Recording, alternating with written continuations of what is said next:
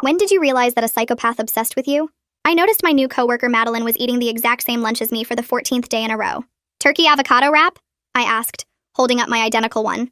She smiled brightly. Great minds think alike. It seemed harmless at first. We'd started at the marketing firm the same week, and Madeline was friendly enough. But over the next month, the coincidences piled up. She bought the same mint green water bottle I'd had for years, started using my specific coffee creamer, wore a dress exactly like mine, just in different colors.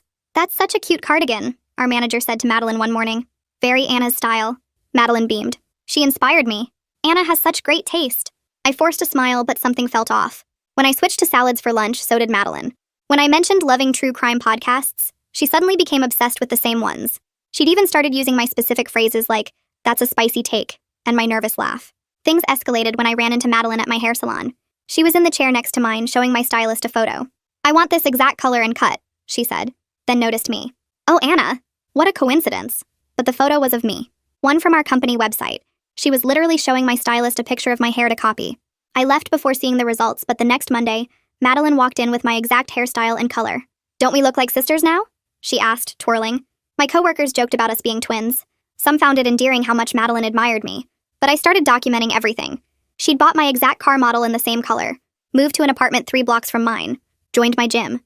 The breaking point came when I saw her at a cafe with someone. As I got closer, my stomach dropped. She was with Bryce, my ex-boyfriend from 2 years ago, the one who'd broken my heart. They were laughing, holding hands, clearly together. "Anna," Madeline waved me over. "You remember Bryce, right? We met on a dating app. Such a small world." Bryce looked uncomfortable but played along. I muttered something about being late and fled. It couldn't be coincidence. Seattle was too big for her to randomly match with my ex. She had to have sought him out specifically. I started digging into Madeline's background. Her social media only went back 6 months.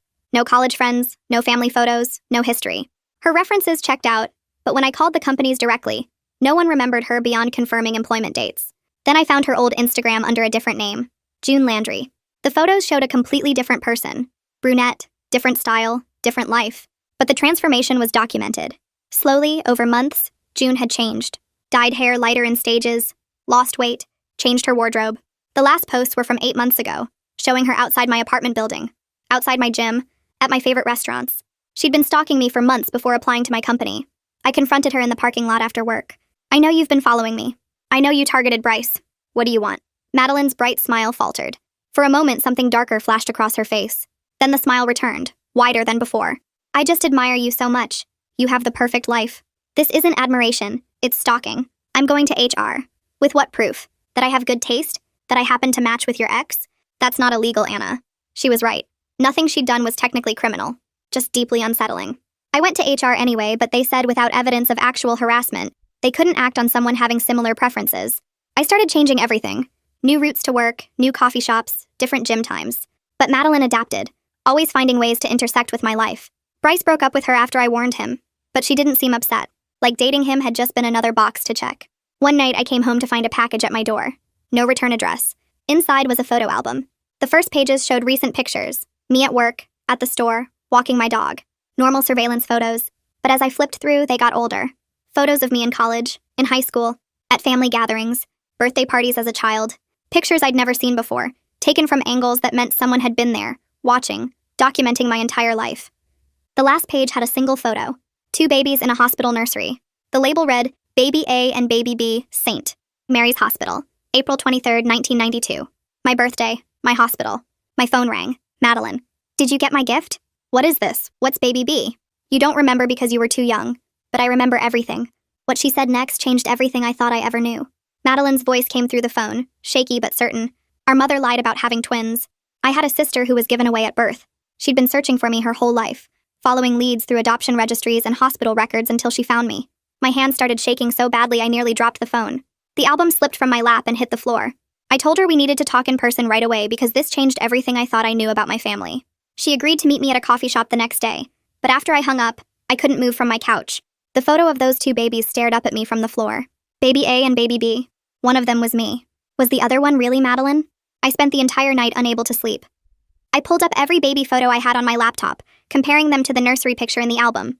The timeline matched my birthday exactly. April 23rd, 1992. St. Mary's Hospital. The same hospital my mom always told me about.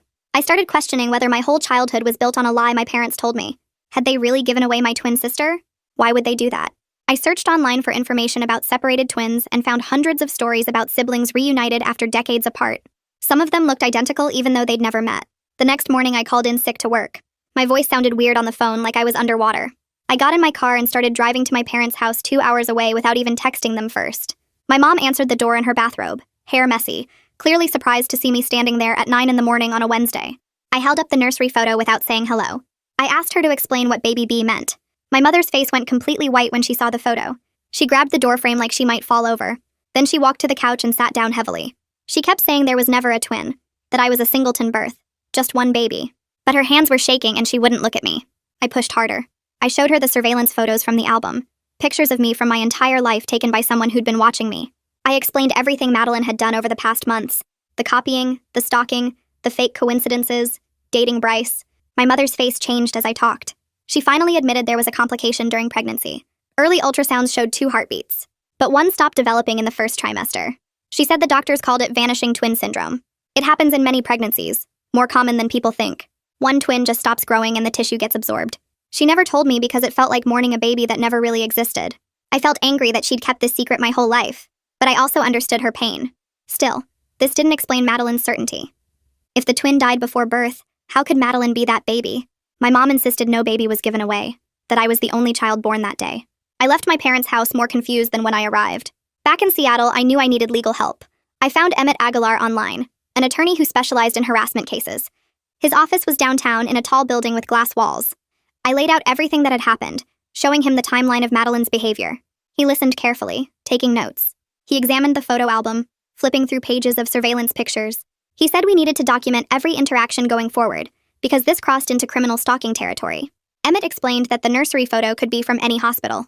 Baby A and Baby B were standard labels for twins everywhere. Madeline could have found a generic photo online and changed the date and hospital name to manufacture this connection. He said people with obsessive disorders sometimes created elaborate false narratives to justify their behavior. He advised getting a restraining order right away and filing a police report. I filed a detailed police report that same afternoon. I brought printed photos showing the car match, proof of the apartment proximity, screenshots of June Landry's old Instagram showing the surveillance. I also brought Bryce's contact information. The detective, a tired-looking woman named Daniels, took it all seriously. She said stalking cases were hard to prosecute without direct threats. Copying someone's life wasn't technically illegal in Washington state, but the pattern of behavior combined with the manufactured twin story might be enough for a restraining order. She told me to keep documenting everything. I called Bryce that evening. He sounded uncomfortable when he heard my voice, probably feeling guilty about dating Madeline. I explained what I'd learned about her real identity as June Landry and the stalking pattern. He went quiet for a long time. Then he agreed to provide a written statement about how Madeline had specifically sought him out. He admitted she'd asked mutual friends about my dating history before matching with him on the app. During their brief relationship, she'd asked constant questions about me, about my habits and preferences and past. He said he felt manipulated and used, that the whole thing disturbed him now that he understood what was really happening. He'd send the statement to Detective Daniels by the end of the week. I thanked him and hung up. For the first time since finding that album, I felt like I was taking real action instead of just reacting to Madeline's moves. 2 days later, I walked back into the office and everything looked the same but felt completely different. The open workspace layout that used to feel modern and collaborative now felt exposed. I could see Madeline across the room at her desk, typing away like nothing had happened. She glanced up, caught my eye, and smiled this bright, friendly smile. She was wearing a cream-colored sweater almost identical to one I'd worn last week. My hands clenched around my bag strap, and I had to force myself to walk to my desk instead of screaming at her in front of everyone. How could she act so normal? How could she smile at me like we were friends after everything she'd done? I sat down and opened my laptop, trying to focus on emails, but I could feel her watching me. Every few minutes, I'd look up and catch her staring before she'd quickly look away. My coworkers chatted around me about weekend plans and upcoming projects, totally unaware that the woman 3 desks over had been stalking me for months. I wanted to stand up and tell everyone what she really was, but I knew how that would look. I'd be the crazy one making accusations while Madeline played innocent. Instead, I kept my head down and counted the hours until I could leave. Around noon, I met with Emmett at his office downtown. He'd already drafted the restraining order petition and walked me through each section. The court hearing was scheduled for 2 weeks out, which felt like forever, but he said that was actually fast for the system. He coached me on how to present the evidence, telling me to stay calm and factual. He said judges see emotion as unreliable, that I needed to focus on the pattern of behavior with dates and documentation. When I mentioned the twin claim, he shook his head and told me not to lead with that. He said it sounded too strange without proof, that the judge might think I was exaggerating or unstable. Better to stick with the concrete facts. The surveillance photos, the car and apartment proximity, the targeting of Bryce, the workplace copying. Those were provable and disturbing enough on their own. I nodded and took notes, trying to memorize his advice. He told me to practice telling my story without getting emotional, to treat it like a work presentation. I left his office feeling more prepared but also exhausted by the idea of performing calmness when I felt anything but calm inside. That afternoon, I decided I needed to verify the hospital records myself. If Madeline had somehow found real evidence of a twin, I needed to know. I called St. Mary's Hospital and asked for the records department. A woman named Catherine Neal answered and listened patiently as I explained I needed my birth records from 1992. She told me those records were stored in microfiche format because they were over 30 years old. She said I'd need my mother's written consent to access them since it was a non-emergency request. I thanked her and hung up, then stared at my phone for a long time before calling my mom. The conversation went about as well as I expected. She got defensive immediately, asking why I was still pursuing this when she'd already told me the truth. Her voice had that tight, hurt quality that made me feel guilty, even though I hadn't done anything wrong. I explained as calmly as I could that I needed concrete proof to show the police and the court. Madeline had built this entire false story, and I needed official documentation to debunk it with facts. My mother went quiet for a moment, then asked what I planned to do with the records once I had them. I told her they'd only go to my lawyer and the court, that this was about legal protection, not family drama. She finally agreed to sign the consent form, but made me promise not to share whatever I found with my aunts or cousins or anyone else in the family. I promised, though I didn't fully understand why it mattered so much to her. As I drove to my parents' house the next day to get her signature, I started to realize something. My mother had been carrying shame about that early pregnancy complication for over 30 years. She'd treated the vanishing twin like a personal failure, something to hide rather than a common medical thing that happened to lots of women. She'd never talked about it, never processed it, just buried it deep and tried to forget. And now I was forcing her to dig it all back up and put her signature on official forms.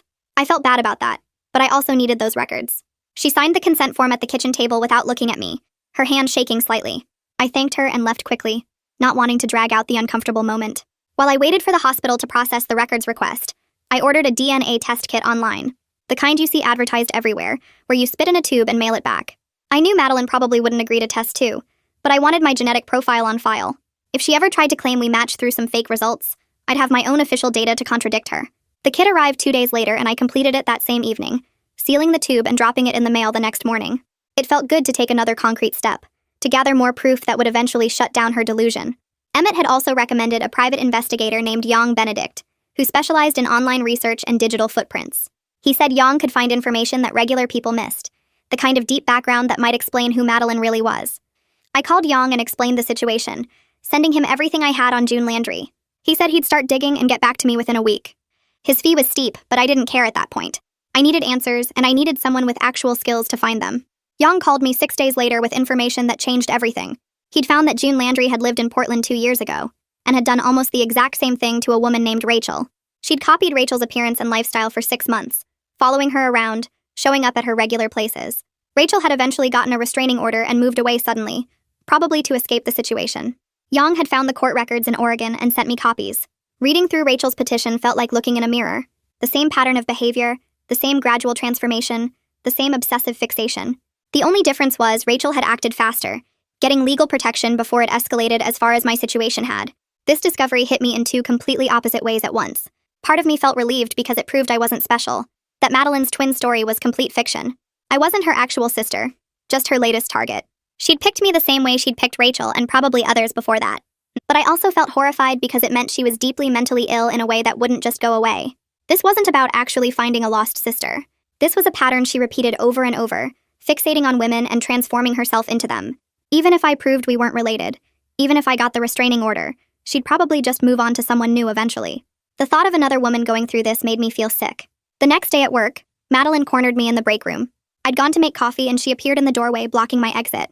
She asked why I was avoiding her, her voice soft and hurt.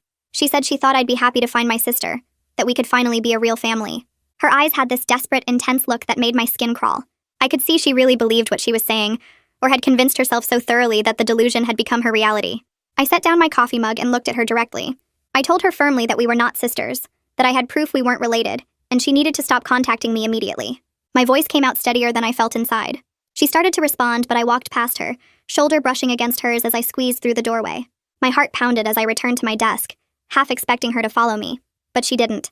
I sat down and forced myself to breathe normally, to focus on my computer screen, to act like I wasn't completely rattled by the encounter. That afternoon, Madeline showed up at my desk with red, puffy eyes. She stood there crying, saying our mother had lied to both of us, that she'd been adopted out as a baby and spent years searching for her biological family. Her voice got louder as she talked about feeling abandoned and rejected, about finally finding me only to have me push her away. Several coworkers looked over and I could feel their judgment settling on me like weight. One guy from accounting walked past and gave me this dirty look, like I was some heartless person refusing to accept my long-lost sister. Madeline kept going, her performance getting more dramatic, talking about growing up alone, wondering where she came from. I sat frozen at my computer, not knowing what to say, aware that anything I did would make me look worse. She finally walked away, wiping her eyes, leaving me sitting there feeling like the bad guy, even though I knew she was lying. 2 weeks later, the restraining order hearing arrived. I sat in the courtroom with all my evidence organized in folders, the photo album, the Instagram screenshots showing her transformation from June to my copy, the timeline of her surveillance. Emmett sat next to me looking calm and professional. Madeline sat across the room with her lawyer and she looked small and confused, like she couldn't understand why any of this was happening. When the judge called us forward, I presented everything step by step. I showed the photos of her following me, the documentation of her copying my car and apartment location, the statement from Bryce about being deliberately targeted. I kept my voice steady and factual, just laying out what happened without emotion. Madeline's lawyer stood up and argued that his client simply admired my style, that coworkers often influence each other's choices. He said the twin theory was a sincere belief based on the hospital photo she'd found online, that she genuinely thought we were related and was hurt by my rejection. He made it sound like a sad misunderstanding instead of months of calculated stalking. The judge listened to both sides, flipping through the evidence. He looked at Madeline for a long moment, then back at the papers. He granted a temporary restraining order requiring her to stay 50 feet away from me outside of work, but he said he couldn't control workplace proximity since we both worked for the same company and had a right to our jobs. He ordered her to stop all personal contact, no calls, no emails, no approaching me at work beyond what was absolutely necessary for job duties. He warned that violations would result in arrest. It wasn't everything I wanted, but it was something official, something documented. Madeline's face crumpled when he read the order and she started crying again. Her lawyer put his hand on her shoulder. I just felt exhausted. The day after the hearing, HR called me into a conference room. The representative sat across from me with a serious expression and said they were taking the situation seriously now that there was a court order involved. They'd decided to move Madeline to a different team on another floor, and I'd report to a different manager to minimize our contact. But they were clear that they couldn't fire her without evidence of actual workplace misconduct, that having similar taste and a restraining order weren't grounds for termination under company policy. I understood the legal limitations, but felt frustrated that she got to stay while I had to change my whole work structure. They assured me they'd monitor the situation closely and act immediately if she violated the order at work. 3 days later, my phone rang during lunch. It was Catherine from the hospital records department. She said the microfiche records were ready for review, and I needed to come in person to view them. I drove to the hospital that afternoon, my stomach tight with nerves. Part of me was scared I'd find something that proved Madeline right, even though all the evidence said she was lying. The hospital archives were in the basement, a quiet room full of old filing cabinets and microfiche machines. Catherine met me there, a middle-aged woman with kind eyes and efficient movements. She pulled out the film reels and loaded them into the machine. The birth records appeared on the screen in grainy black and white. I leaned forward, reading through my mother's admission papers. The early pregnancy notes mentioned a suspected twin based on the initial ultrasound. My heart jumped when I saw that. But then the delivery record clearly stated singleton birth with no problems. There was a note in the margin about vanishing twin syndrome in the first trimester, exactly what my mother had told me. I sat back, feeling relief wash through me. The medical records backed up her story completely. I asked Catherine if there was any possibility of a baby being switched or given away without the mother knowing. She shook her head and explained that modern hospital protocols made that basically impossible. Babies got ID bracelets immediately after birth, mothers had matching bracelets, and nurses checked them constantly. She said even in 1992, the systems were pretty good. Then she mentioned Betty, a retired labor and delivery nurse who'd worked at the hospital back then. She said Betty might remember unusual cases or could at least explain how things worked in that era. Catherine wrote down Betty's phone number for me. I called Betty that evening and she agreed to meet me the next day at a coffee shop near her house. When I walked in, I spotted her right away, a grandmother type with silver hair and a warm smile. She waved me over to her table and ordered us both coffee. I pulled out the nursery photo and slid it across to her. She picked it up carefully, holding it close to study the details. Her face got thoughtful as she examined it. She said the labeling system looked right for that time period, but something about the image quality seemed wrong to her. Betty explained that in 1992, the hospital used Polaroid cameras for all nursery photos. The pictures had a specific look and texture that this image didn't match. She turned it over, checking the back, then held it up to the light. She said it looked like it had been printed from a digital file, that the resolution and color quality were too clean for a 30-year-old Polaroid. She suspected someone had either manipulated an old photo or downloaded a generic twin photo from the internet and relabeled it to match my birth date and hospital. The more she talked, the more confident she sounded. This wasn't an authentic hospital photo from 1992. Then Betty told me about an incident she remembered from that year. 2 babies had their ID bracelets temporarily mixed up during a shift change. It only lasted a few minutes before alert staff caught the mistake and fixed it. She said the hospital had implemented new protocols because of that scare, adding extra checks and verification steps. But both babies went home with their correct parents. There was never an actual switch. She remembered it clearly because it had scared everyone so badly, made them all more careful. She patted my hand and said she was certain no baby had been given away or switched at the hospital without proper documentation and consent. Back at my apartment that evening, I scanned all the hospital documents and emailed them to Emmett along with Betty's contact information in case he needed to verify anything. He called me back within an hour and said this was exactly what we needed for the permanent restraining order hearing. The medical records proved there was never a twin, and Betty's expert opinion about the fake photo would destroy Madeline's entire story in court. I felt more confident than I had in weeks knowing we had solid evidence instead of just my word against hers. 2 days later, a small package arrived from the DNA testing company I'd ordered from online. I opened it at my kitchen table and read through the instructions carefully. The cheek swab was simple enough, just rubbing the cotton stick inside my mouth for 30 seconds on each side. I knew Madeline would never agree to test herself, but I wanted my genetic profile documented officially. If she ever tried to claim we matched through some fake results or forged documents, I'd have proof of my real DNA on file with a legitimate company. I sealed the sample in the prepaid envelope and dropped it in the mailbox on my way to work the next morning. That afternoon, Yang sent me his complete report on June Landry, and I sat in my car in the parking garage reading through it before going into the office. My hands started shaking by the second page. She'd used 3 different identities in the past 5 years, and each time she'd picked a woman to fixate on and gradually transformed herself to match them. There was June Landry in Portland with Rachel, but before that she'd been Michelle Torres in Sacramento, copying a woman named Sophie for 8 months. Before that, she was Amber Payne in San Diego, fixating on someone named Kayla. The pattern was identical every time. New city, new name, pick a target, study everything about her life, change her appearance, get close to her, then escalate when the target noticed and got scared. Yang had included photos from each identity, and watching June transform from one person to another was genuinely creepy. She had no stable sense of self, just borrowed whoever she decided to become next. The report showed that each fixation ended the same way too. The target would either move away to escape her or get legal protection, and then June would disappear for a few months before popping up in a new city with a new name and a new target. She'd done this at least 3 times that Yang could document, maybe more that he couldn't find records for. I read his conclusion twice to make sure I understood it correctly. The restraining order wasn't going to stop her permanently. It might make her move on to someone else, but she wouldn't stop this pattern just because a court told her to. I needed to prepare for the possibility that she'd keep trying to get to me for years, maybe forever. The next Monday at work, I spotted Madeline watching me from across the open workspace floor. She was at her new desk assignment, far enough away to technically follow the 50-foot rule from the temporary restraining order, but she'd positioned her chair so she had a clear view of my area. Every time I looked up from my computer, she was staring, not even trying to hide it, just sitting there with her hands folded on her desk, eyes locked on me like I was the most interesting thing in the world. My skin crawled every single time I caught her doing it. I tried moving to a different desk for the afternoon, but she adjusted her position to keep watching. I told myself she was testing the boundaries, seeing what she could get away with, but it still made me want to scream. My manager noticed me looking uncomfortable and called me into her office around 3. She closed the door and asked if Madeline was bothering me despite the team reassignment. I explained about the staring and how she kept positioning herself to watch me. My manager frowned and said she'd talk to HR about it, but in the meantime, she suggested I work from home 2 days a week to reduce the contact. I could pick which days worked best for my schedule. I thanked her for the flexibility, genuinely grateful that someone at work was taking this seriously, but I also felt frustrated that I was the one adjusting my life and changing my routine, while Madeline got to stay in the office acting like some kind of victim whose sister was rejecting her. 3 weeks after the temporary restraining order was issued, I got an email from Madeline to my work address. The subject line said, "Proof we're sisters," and my stomach dropped when I saw her name. I didn't open it. I immediately forwarded the entire thing to Emmett, and then sent a separate copy to the detective handling my case.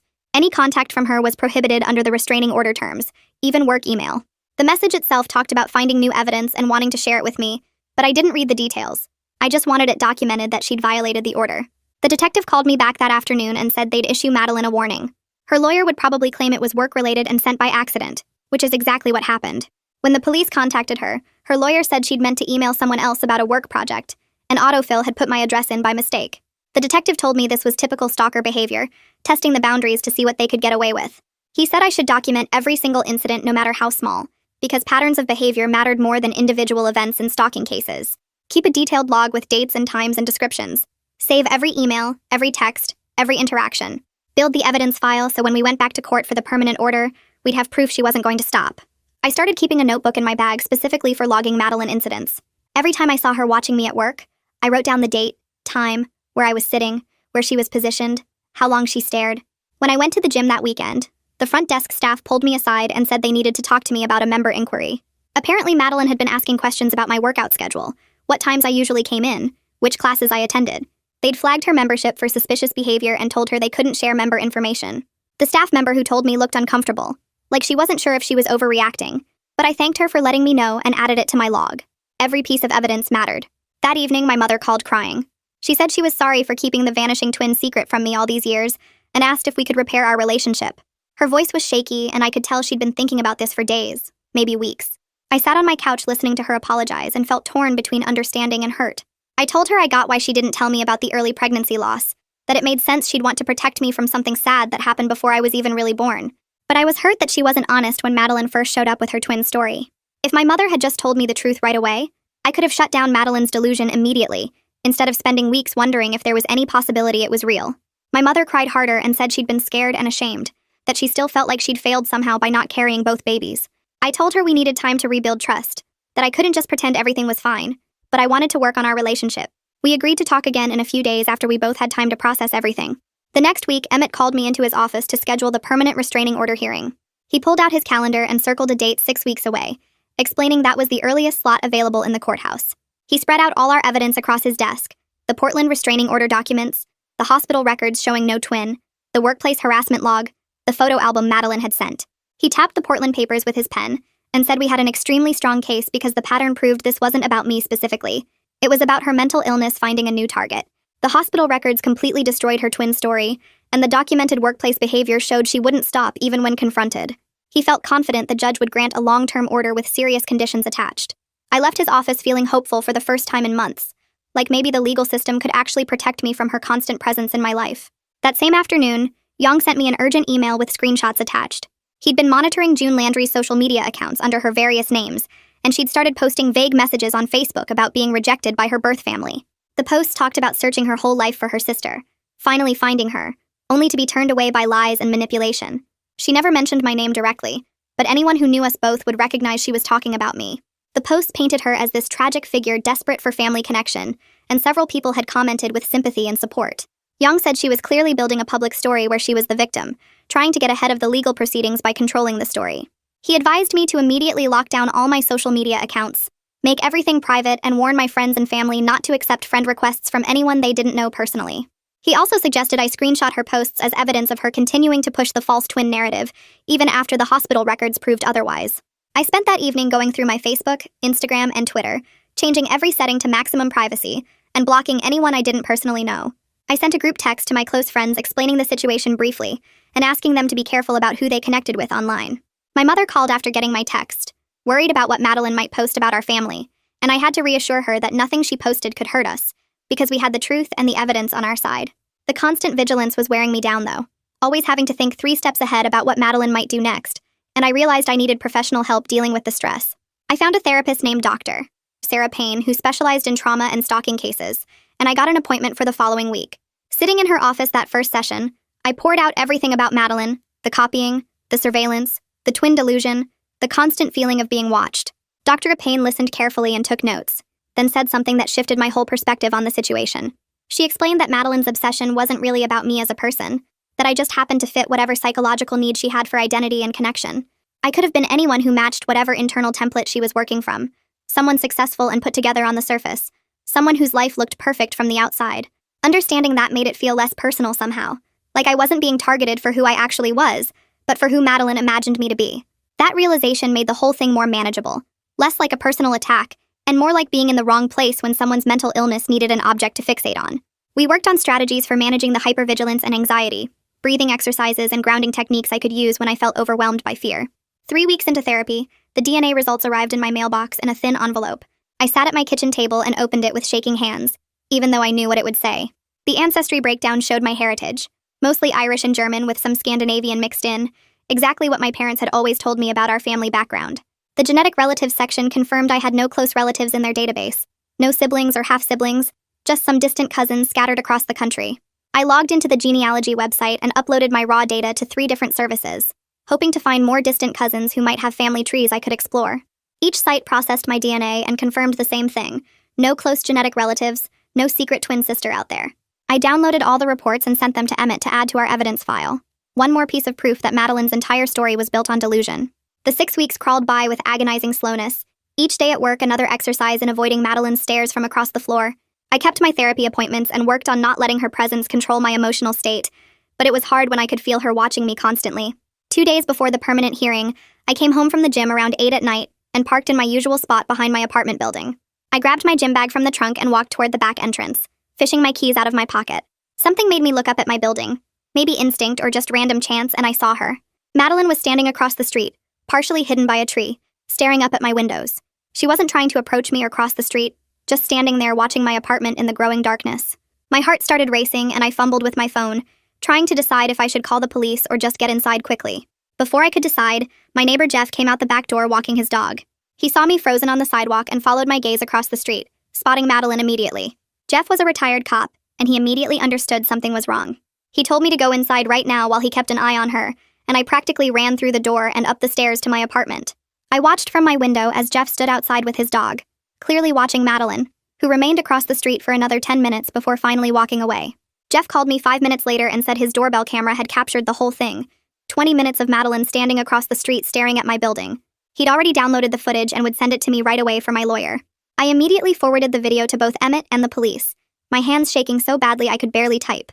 This was a clear violation of the restraining order, documented proof that she was still stalking me even with a court order in place.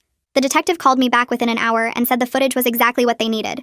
Clear video evidence of her violating the 50-foot rule and engaging in surveillance behavior. He said they'd arrest her first thing in the morning, and this would significantly strengthen our case at the permanent hearing. I barely slept that night, jumping at every sound, convinced Madeline would come back. The next morning, I called in sick to work, unable to face going to the office knowing the police would be arresting her there. Emmett texted me around 11 to say it was done. Madeline had been arrested at her desk and taken to the station for booking. She was released on bail a few hours later, but now she had a criminal charge pending in addition to the civil restraining order case. Emmett said this violation was the best thing that could have happened for our case, even though it was scary for me, because it proved she wouldn't respect court orders and needed stricter monitoring.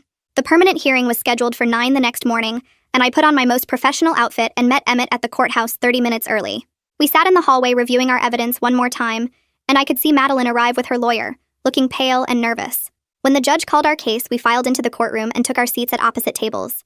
The judge was an older man with gray hair and sharp eyes, and he spent 10 minutes reviewing all the evidence in silence before looking up. He asked Madeline's lawyer to explain the arrest from 2 days ago, and the lawyer tried to argue that Madeline had mental health issues and needed treatment rather than punishment. She claimed Madeline truly believed the twin story and was just trying to connect with family, that her behavior came from a place of confusion rather than malice. The judge listened without expression, then flipped through the Portland restraining order documents and asked why Madeline had done the exact same thing to another woman 2 years ago. Her lawyer had no good answer for that, just repeated that Madeline needed mental health support. The judge looked directly at Madeline and asked if she understood that all medical evidence proved she and I were not related, that the hospital records showed no twin birth, that the DNA results showed no genetic connection. Madeline started crying and insisted our mother had lied, that records could be falsified, that she knew in her heart we were sisters. The judge cut her off and said feelings were not facts, and her pattern of behavior across multiple states showed she was a danger to any woman she fixated on.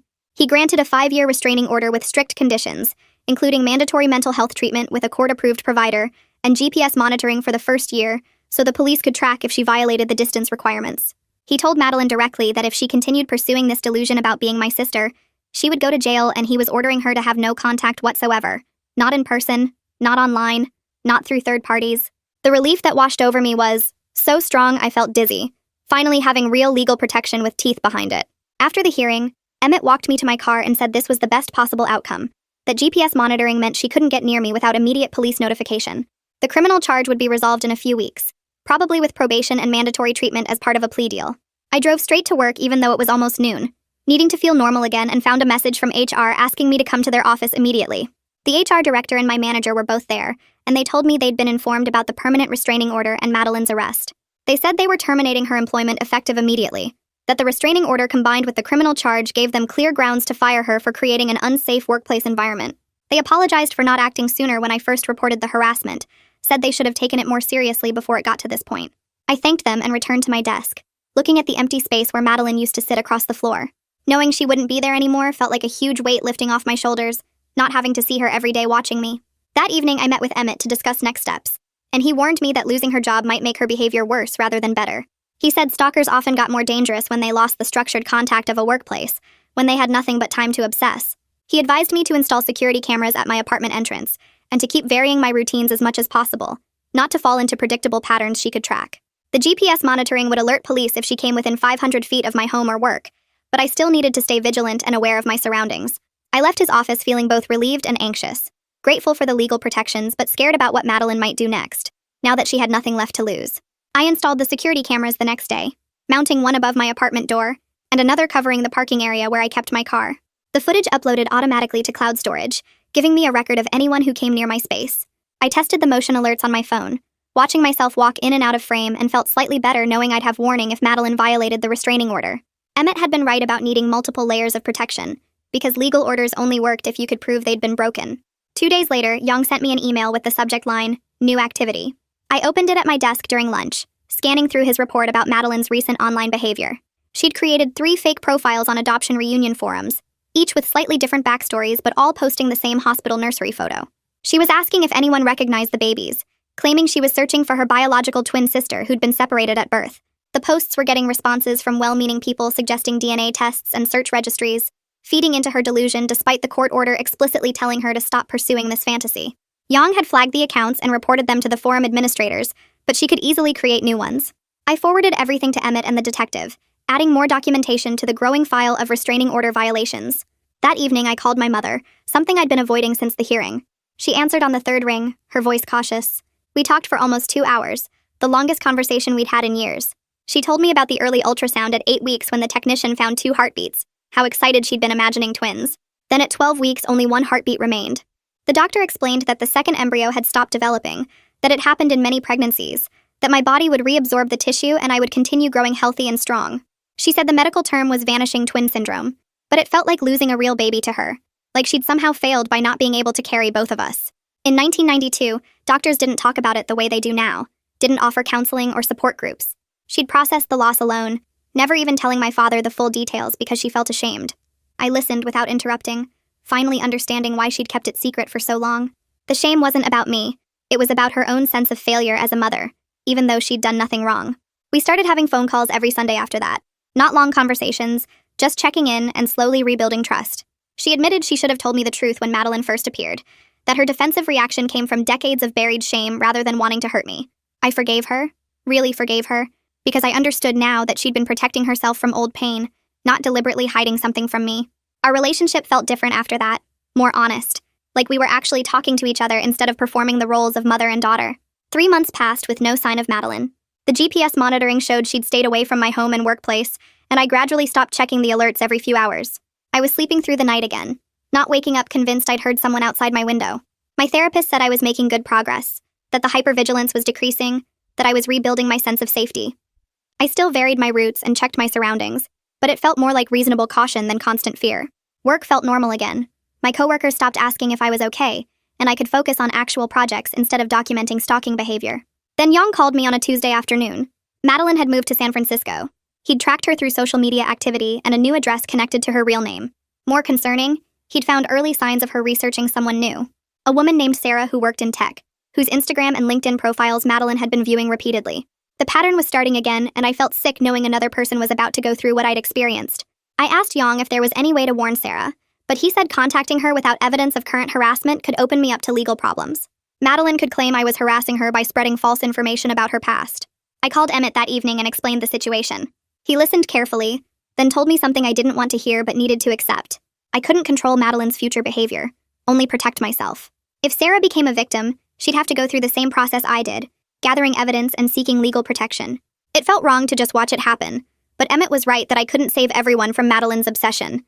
The best I could do was make sure my own protection stayed in place and hope the criminal justice system would eventually stop her permanently. I decided to try contacting Rachel, the Portland victim Yang had found during his initial investigation. The restraining order records were public, so I had her full name. I found her on social media and sent a careful message explaining who I was, and that I'd gone through something similar with the same person. She responded within an hour, giving me her phone number and asking me to call. We talked for almost 3 hours that first conversation, comparing our experiences in detail. She was relieved to know it wasn't just her, that Madeline had a clear pattern, that she wasn't crazy for feeling violated even though nothing technically illegal had happened at first. Rachel had moved from Portland specifically to get away from June Landry, changing jobs and losing friends in the process. Hearing that Madeline had moved on to me and now possibly to someone in San Francisco made her angry. We both felt helpless knowing this would probably keep happening unless someone found a way to stop it. Rachel and I met for coffee the following weekend, driving to a neutral location halfway between Seattle and Portland. In person, she looked tired, like the experience had aged her. We spent 4 hours in that coffee shop, going through every detail of what Madeline had done to each of us. The similarities were disturbing. She'd copied Rachel's appearance, joined her gym, moved near her apartment, even dated one of Rachel's ex-boyfriends. The only difference was the twin story. With Rachel, Madeline had claimed they were childhood best friends who'd lost touch, showing manufactured photos of them together that Rachel had never seen before. We realized Madeline adapted her delusion to fit whoever she was targeting, creating whatever backstory would justify the obsession.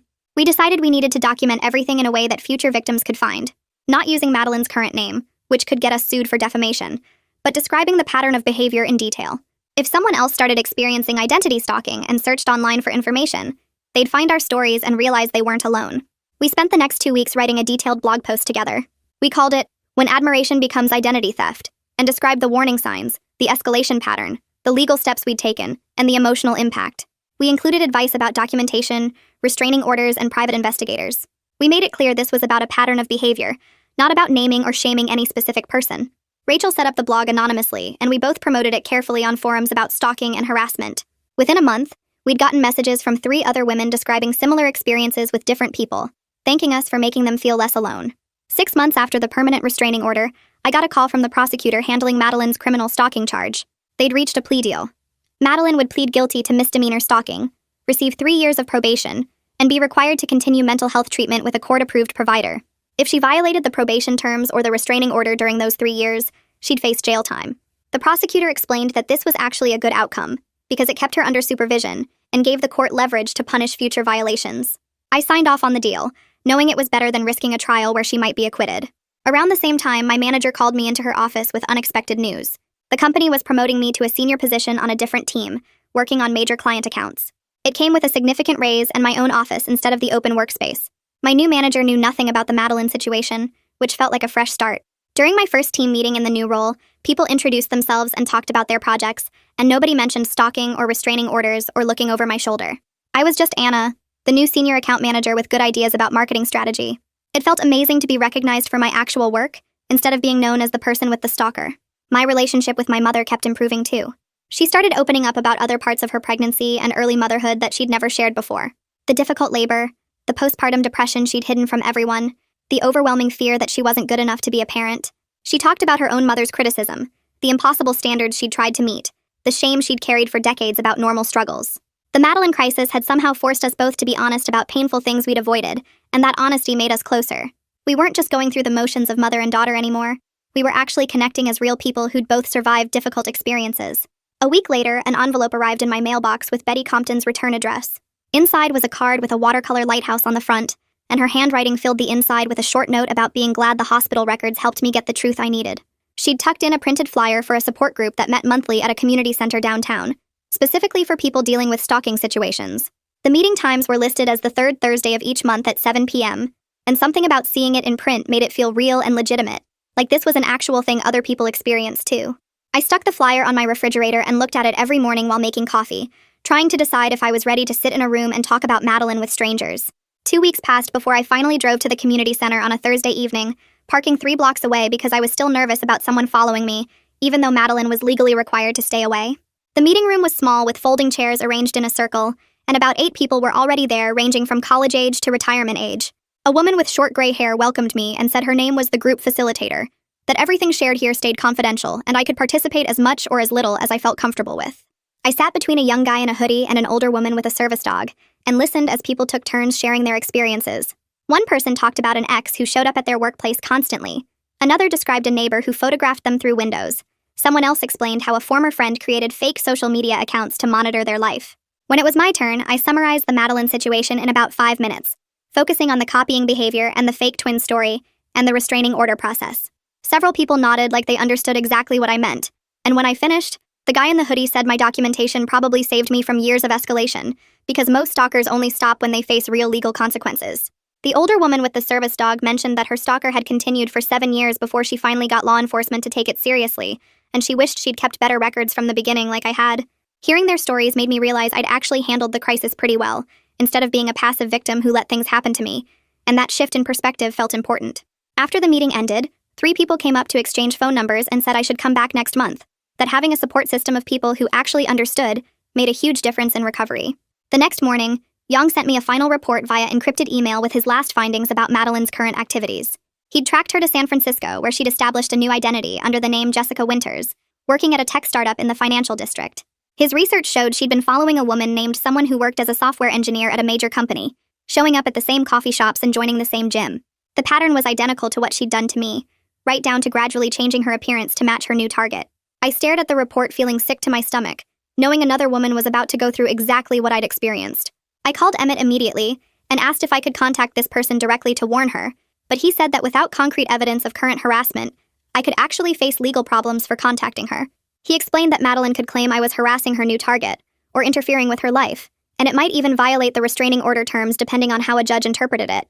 I argued that I had proof of her pattern and a responsibility to warn potential victims, but Emmett was firm that legally I needed to stay out of it, unless the woman contacted me first, or unless Madeline violated our restraining order. I spent 2 days feeling terrible about staying silent, imagining this woman noticing weird coincidences and not understanding what was happening yet. Finally, I decided on a compromise that Emmett said was legally safer. I compiled all the court records from my case, Yang's pattern documentation, and the information about the Portland victim into a detailed anonymous report. I included Madeline's current name and location, her previous identities, and the specific behavioral patterns to watch for. Then I submitted it through the San Francisco Police Department's online tip system, flagging it as information about a potential stalking situation. I didn't include my name or direct contact information, just the facts and documentation that might help them recognize the pattern if the new target filed a report. It wasn't perfect, and I had no way to know if they'd even read it or take it seriously, but it was the most I could do without putting myself at legal risk. 1 year after the permanent restraining order was issued, I signed a lease on a new apartment in the Fremont neighborhood, about 4 miles from my old place. I didn't technically need to move since Madeline had left Seattle entirely, but every time I walked into my old apartment, I remembered finding that photo album on my doorstep and seeing her standing across the street staring at my windows. My therapist said moving was a healthy way to reclaim control and create a fresh start, that I didn't have to keep living in a space that carried bad memories just because it was practical. The new place was a second-floor unit in a renovated building with secure entry and a doorbell camera system, plus it had a balcony overlooking a small courtyard garden. I hired movers for the heavy furniture but packed my personal items myself, and during the process I got rid of probably a third of my stuff. Clothes I'd bought during the Madeline period went straight to donation, because I didn't want reminders of that time hanging in my closet. I threw out the mint green water bottle even though it was perfectly functional, along with several other items she'd copied. Moving day was exhausting, but also felt symbolic, like I was physically leaving that chapter of my life behind and stepping into something new. The first week in the new apartment, I decorated it completely differently than my old place. Instead of the neutral grays and whites I'd always chosen before, I painted an accent wall in my bedroom a deep blue color that I'd always secretly loved but thought was too bold. I bought bright yellow curtains for the living room and hung quirky art prints that made me smile instead of safe landscape photos. My furniture arrangement was totally different, with my couch facing the windows instead of the TV, and I set up a reading corner with a comfortable chair and good lighting. Every choice I made was about what I genuinely wanted, rather than what seemed tasteful, or what other people might approve of, and this small act of reclaiming my own preferences felt surprisingly powerful.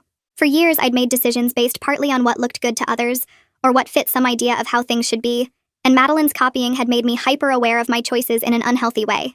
Now I was choosing things purely because they made me happy, and my apartment started feeling like an authentic reflection of who I actually was, rather than who I thought I should be.